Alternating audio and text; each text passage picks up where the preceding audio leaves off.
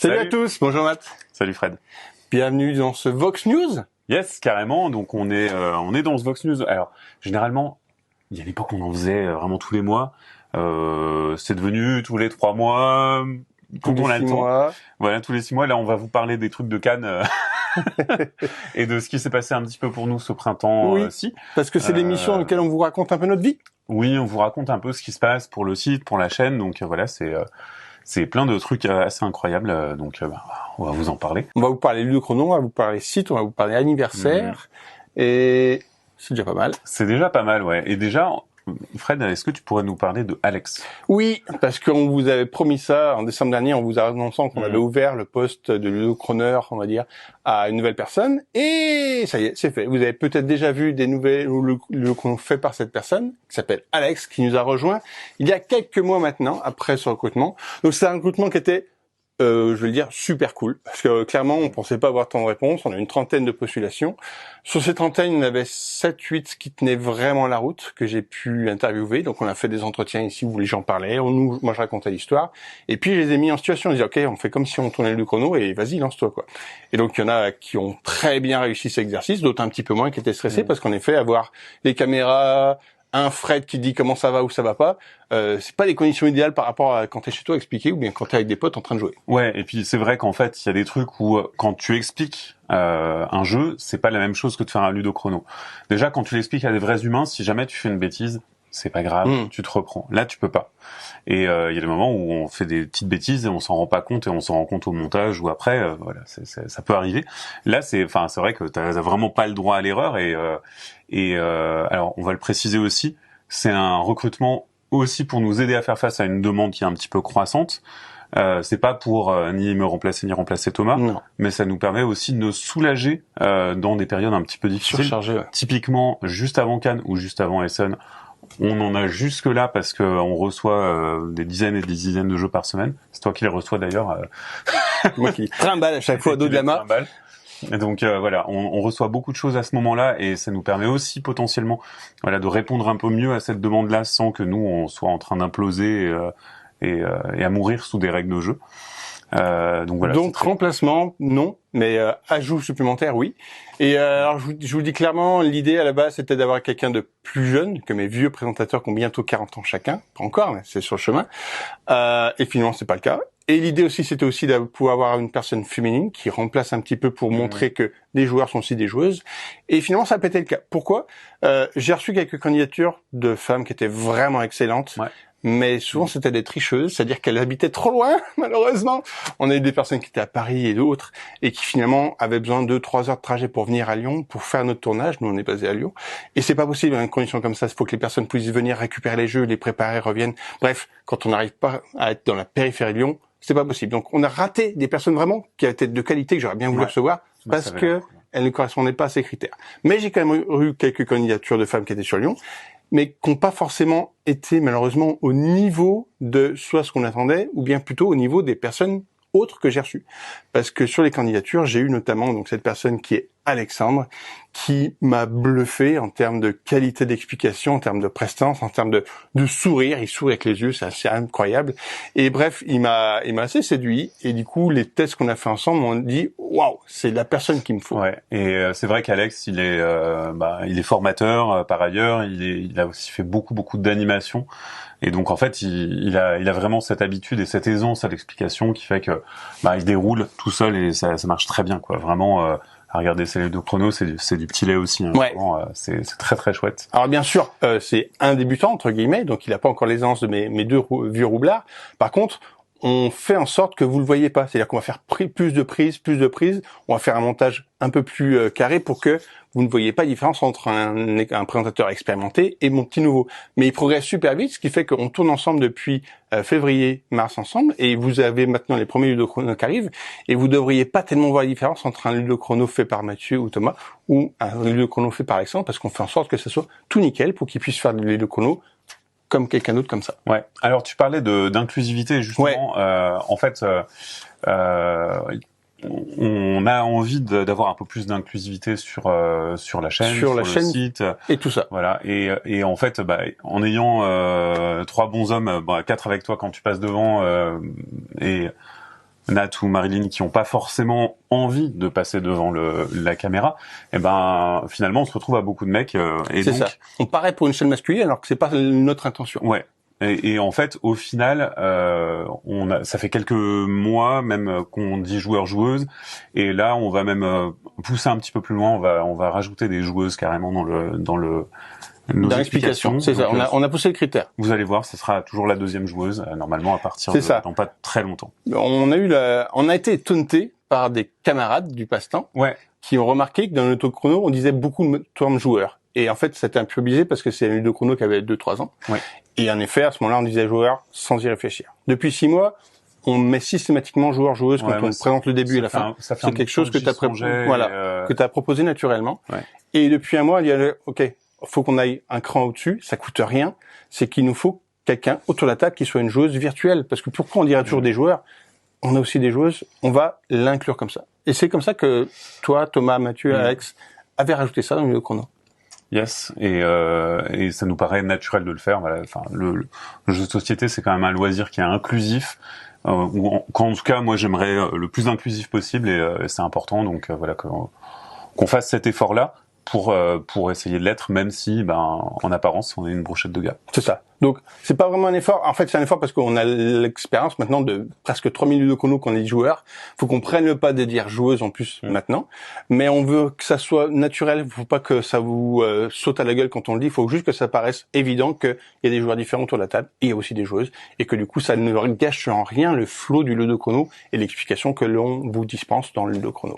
Donc, c'est des nouveautés qui sont arrivées, on va dire, ce mois de mai-juin. Ouais. Et que vous allez pouvoir découvrir. À partir de maintenant, ça sera toujours le cas, sauf les vieux ludochrono qu'on a tournés il y a longtemps, qui sont pas encore passés. Il y en a quelques-uns. Oui, parce qu'il y a des gens qui prennent beaucoup d'avance, ou alors parfois il y en a qu'on va tourner dans des journées un peu creuses et qu'on diffuse un peu plus tard. Donc voilà, c'est ce qu'on appelle du frigo dans les termes journalistiques. Maintenant, vous allez découvrir ça. On a aussi plein d'autres sujets. Typiquement, on a fait plein de contenus dont on vous a pas du tout parlé sur Cannes. Donc on a fait pas mal de débriefs, on a fait aussi une interview avec Playpunk. Malheureusement, elle a pas eu autant de vues que ce qu'on aurait aimé, mais Captain Flip, leur premier jeu, il a quand même été c'est quand même un bon carton. Sélectionné au Spiel, et c'est un bon carton en France aussi. Donc n'hésitez pas à aller les regarder. C'est donc Thomas Provost qu'on a en interview avec un caméo de son associé Antoine Boza qui passe et puis qui repart après une facétie. C'est plutôt très rigolo. Il nous explique un petit peu la genèse de Playpunk et pourquoi Captain Flip et la suite. Ouais. Qui est mélangé par rapport à toutes les débriefs qu'on a fait du coup de ce festival. Carrément. Et on a vu des belles choses. Typiquement, on a pu jouer à Star Wars Unlimited. Il y a des gens qui n'avaient pas encore joué à Altered, ils ont joué à Altered. Il y a eu Harmony, il y a eu du Backstories. Enfin, il y a eu des trucs qui ont été joués, qui ont été très très chouettes. Des belles découvertes un petit peu pour toute l'équipe. Link City aussi, on en a pas mal parlé puisqu'il sort maintenant, qui a été beaucoup apprécié et plébiscité par l'équipe. Et donc ça, c'était pour le dernier festival qu'on a couvert, qui est Cannes. Et donc le prochain, finalement, il va être plus loin que prévu parce que cette année, pas de PEL. Ouais, pas de PEL parce que il y a des JO et en plus il y a des législatives au milieu, aussi des législatives au milieu qu'on n'avait pas prévu, mais et que de toute façon PEL n'avait pas prévu, ils avaient annulé avant. Et donc Paris et Ludique, on le fait pas. Et c'est vrai que pour nous, les salons, c'est quand même un coût assez conséquent parce qu'en fait, on se déplace en équipe. Alors il y a des moments où Paris et Ludique, par exemple, j'y allais avec Nathalie et on n'y allait pas forcément à beaucoup, on ramenait pas forcément des débriefs vidéo, on faisait plutôt ça sur le site parce que en fait la vidéo ça requiert aussi de la réal, du matériel. De la réal, du matériel, ça implique de partir avec un sac à dos un peu plus lourd, ça implique de la technique et c'est beaucoup plus lourd en termes d'infrastructure. Et plus de places d'hôtel, compagnie. Ouais. Et donc, on peut pas forcément mettre tout le temps la masse salariale qui va avec. On peut pas couvrir tous les festivals en effet. Et en plus, on a quand même entre les journées pro, les DLV, tout ce qu'on reçoit pour les ludochronos, on arrive à couvrir quand même une grande majorité de choses sur le site et la chaîne. Donc voilà, c'est vrai qu'on fait pas tous les festivals, on peut pas le faire, c'est pas humain de le faire. Il y a plus d'un festival par week-end, on peut pas être sur la route toute l'année, quoi. Donc le prochain qu'on fait, ça va être Vichy. Comme chaque année. Depuis quelques années, on fait ça. Ouais. C'est un festival Alors nous, on va à la partie pro. Il y a une partie publique après, mais la partie pro, en fait, elle nous permet de nous asseoir des tables, de jouer à des trucs avec juste des pros. Il y a pas beaucoup de monde, il y a pas beaucoup de public. Enfin, il y a pas de public en fait. Il y a que des auteurs, éditeurs, des barrageux, des assos, des boutiques et de la presse. Et donc vraiment, on est tous professionnels. Donc c'est vrai que on déroule très vite pour les règles, etc. Alors les boutiques, elles veulent pas forcément faire la partie en entier. Pas la même chose, ouais. Nous, on veut faire la partie en entier. Nous. Parce que nous, on veut pouvoir vous faire des retours qui sont vrais et qui sont pas sur un sentiment de début de partie ou sur un pitch. Donc voilà, ça sera ça. Essen, on est en train d'y réfléchir. Moi, je sais pas encore si j'y vais. L'équipe ira pas, en tout cas, pour faire des vidéos. Voilà, on va pas faire de vidéos là-bas parce qu'en fait, c'est vraiment 2 semaines après Vichy et au final, on aura beaucoup vu de choses à Vichy. On couvre vraiment les mêmes choses. Mais on pourrait avoir des petites exclus sur ce qui sort en Allemagne, etc. Donc c'est toujours intéressant, tu vois. J'y suis allé l'an dernier, c'était intéressant, mais on va pas couvrir non plus avec une grosse force, quoi. Donc prochain débrief, ça sera pour Vichy. D'ici là, vous aurez bien sûr toujours nos DLV qui nous permettront nous donner notre avis sur les jeux du moment un petit peu. Et justement en ce moment, quelle transition. On est en juin 2024. Ouais, au moment où on tourne cette vidéo, on est en juin. On est mi-juin à peu près, pour vous donner un ordre d'idée. Et on a 10 ans. C'est-à-dire que Ludovox, ça a été créé ça a été créé en 2014. Et le site s'est lancé le 28 juin 2014. Donc voilà, on a 10 ans, c'est cool. Franchement, ça fait 10 ans qu'on est là. C'était dur, hein. Alors moi, je suis arrivé un peu après. Je suis arrivé en août 2014. Ouais, je suis arrivé en 2015. Et en fait, au final, 2016. Il s'est passé plein de choses. Il y a eu des périodes difficiles, vraiment très dures. On vous montre pas. Clairement, il y a des périodes où c'est grâce au Tipeee, donc les gens comme vous qui pouvaient nous soutenir grâce à Tipeee, qu'on est encore là et qu'on a pu tenir. Ouais. Donc il y a eu des moments vraiment très difficiles, des moments où on peut travailler sans trop se faire de soucis. C'est le moment. On a une trésorerie qui nous permet de voir quelques mois à l'avance, parce qu'on est à équilibre. On perd autant d'argent qu'on en gagne, parce qu'il faut pas oublier que chaque fois qu'on gagne de l'argent en faisant les 2 chronos, on le réinvestit pour qu'on puisse écrire des articles sur le site. Le site ne rapporte rien, c'est le site indépendant. On n'a pas de publicité, on n'a pas de sponsor, on fait juste payer nos rédacteurs, nos rédacteurs en chef et tout, mais à perte, mais pour pouvoir vous proposer des articles. Et donc voilà, c'est cool en ce moment. Il y a pas trop de soucis.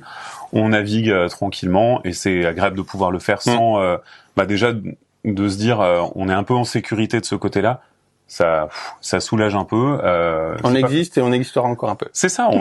Franchement, en vrai, ça fait 10 ans, c'est incroyable. Ouais. On a une richesse de contenu sur le site qui est démente. Ouais. À chaque fois que je vais faire une petite recherche pour faire un lien sur un article ou un autre, à chaque fois je me dis on a ça et on a ça et on a ça.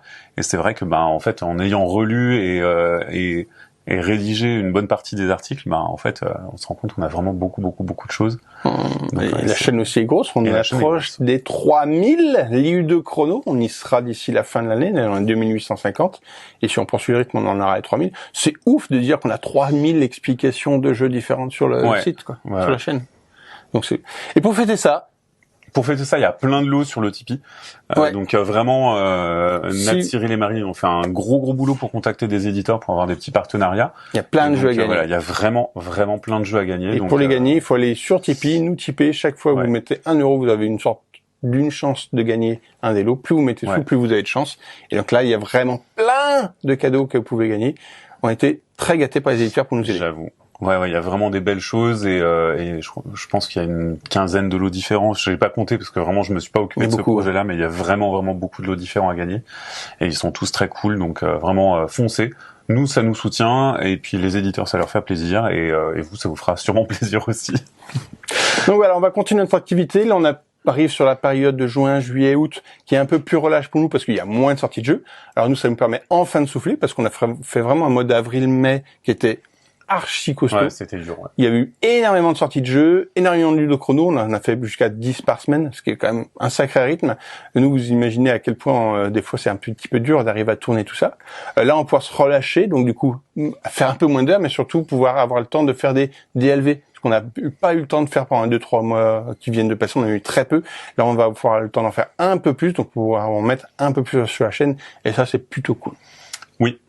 Eh ben écoute Fred, je crois qu'on en a terminé. Ouais. On se dit À dans 6 mois. un des 6 mois. Vous aurez pas d'autres présentateurs d'ici là. Profitez bien de notre nouveau présentateur qui est Alex, qui arrive sur la chaîne, et aussi de tous les autres présents de Ludo Chrono avec Mathieu et Thomas qui sont encore majoritaires et qui le resteront sur la chaîne. Allez, salut. Ciao.